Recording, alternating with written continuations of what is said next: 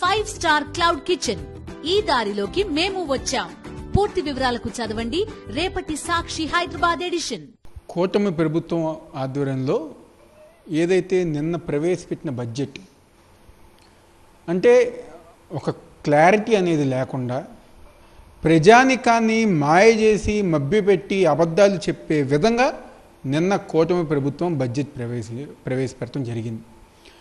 గత 5 సంవత్సరాలు జగన్మోహన్ రెడ్డి గారు ముఖ్యమంత్రిగా ఉన్నప్పుడు నవరత్నాలకి అనేక సంక్షేమ కార్యక్రమాలకి బడ్జెట్ కేటాయింపులు చేస్తూ విద్యకు కానివ్వండి, వైద్యం కానివ్వండి, వ్యవసాయం కానివ్వండి, కార్మిక రంగాలకు సంబంధించి కానివ్వండి, అన్ని విభాగాలకి అన్ని రంగాలకి వ్యవసాయంలో పూర్తి ప్రాధాన్యత ఇచ్చిన బడ్జెట్ జగన్మోహన్ రెడ్డి గారు ఒక ఆధ్వర్యంలో జరిగింది.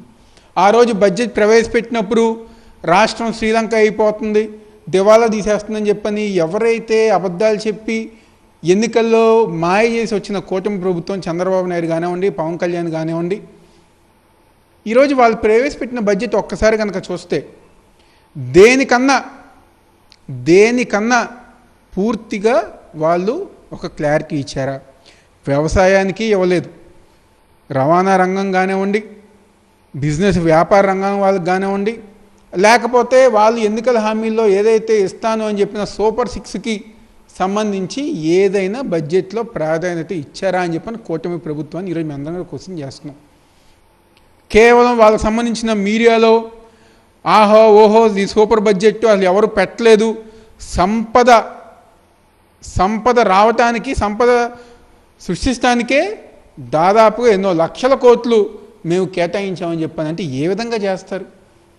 తల్లికి వందనం ఏమైంది? ప్రతి 18 ఏళ్ళు దాటిన ప్రతి మహిళకి 1500 ఏమైంది? నిరుద్యోగ భృతి ఏమైంది? ఉద్యోగాలు ఏమైంది? దేని మీద మీరు క్లారిటీ ఇచ్చారని చెప్పని ఈరోజు కూటమి ప్రభుత్వాన్ని మేమే కాదు ఈ రాష్ట్రంలో ఉన్న ప్రతి ఒక్కరి గారా ఎందుకు ఈ ప్రభుత్వానికి కూటమి ప్రభుత్వానికి ఓటేసాము, ఈరోజు వీళ్ళకి ఓటేసి మేము మోసపోయామని చెప్పని ప్రతి ఒక్క సామాన్యుడి గారా ఈరోజు ఆలోచన చేసే విధంగా, భయపడే విధంగా ఈరోజు ఈ రాష్ట్రంలో పరిస్థితి ఉంది. ఎవరైనా క్వశ్చన్ చేస్తే, వాళ్ళ తప్పుల్ని ఏలెత్తి చూపిస్తే ఈరోజు మాట్లాడినా, లేకపోతే సోషల్ మీడియాలో ఒక పోస్ట్ పెట్టినా, కామెంట్ పెట్టినా, అర్ధరాత్రి పూట ఇళ్లల్లో దూకి దొంగల్లాగా ఇళ్లల్లో దూకి ఇంట్లో ఉన్న మహిళల్ని, పిల్లల్ని, పెద్దవాళ్ళని వాళ్ళంగారే ఈరోజు పోలీస్ స్టేషన్లో కూర్చోబెట్టే విధంగా నీచంగా ఈరోజు కూటమి ప్రభుత్వం దిగజారిపోయింది. మహిళల్ని పోలీస్ స్టేషన్కి తీసుకెళ్ళి కొట్టే పరిస్థితి ఈరోజు కూటమి ప్రభుత్వంలో ఉన్న పోలీసు వారు అందరు గారు చేస్తున్నారు. అంటే ఎంత దిగజారిపోయారంటే ఈరోజు ప్రజానీకానికి అండగా ఉండి శాంతి భద్రతలు చూడాల్సిన పోలీసు వారే ఈరోజు ప్రభుత్వంలో పార్టీల్లో తెలుగుదేశం, జనసేన పార్టీ వాళ్ళకి ఒక కార్యకర్తల్లాగా ఈరోజు పనిచేసే విధంగా ఈరోజు ప్రవర్తిస్తున్నారు.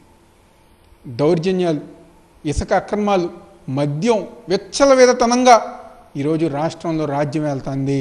ఈరోజు సోషల్ మీడియాలో, ఎందుకంటే మొన్నే మా నాయకుడు జగన్మోహన్ రెడ్డి గారు చెప్పారు, ప్రతి సోషల్ మీడియా కార్యకర్తకి వైఎస్ఆర్ కాంగ్రెస్ పార్టీ అండగా ఉంటుందని చెప్పాను. ఈరోజు ఆ సోషల్ మీడియా, మా వైఎస్ఆర్ కాంగ్రెస్ పార్టీ ప్రతి సోషల్ మీడియాకి పూర్తిగా లీగల్ సెల్ ఆధ్వర్యంలో కానివ్వండి, ఎన్టీఆర్ జిల్లా పరంగా కానివ్వండి, ప్రతి ఒక్కరం గారు మేము అండగా ఉంటాం, తోడుగా ఉంటాం. ఈరోజు తప్పకుండా ఈరోజు వాళ్ళు ఏదో కేసులు పెట్టారనో లేకపోతే అరెస్టులు చేశారని చెప్పని ఏ ఒక్కరం గారు వెనకడిగివే.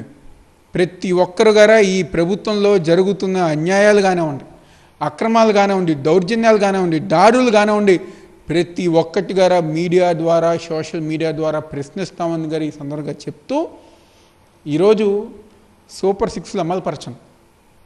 అవి అమలుపరచకుండా ఒక నెల లడ్డూ వివాదం అయిపోయింది, ఇంకొక నెల బోతులతో బ్యారేజీలు గుద్దేస్తే ఒక వివాదం అయిపోయింది, ఇంకొక నెల రాజశేఖర రెడ్డి గారి కుటుంబ విషయాన్ని మేమేదో అని చెప్పి అదొక డైవర్షన్ అయిపోయింది.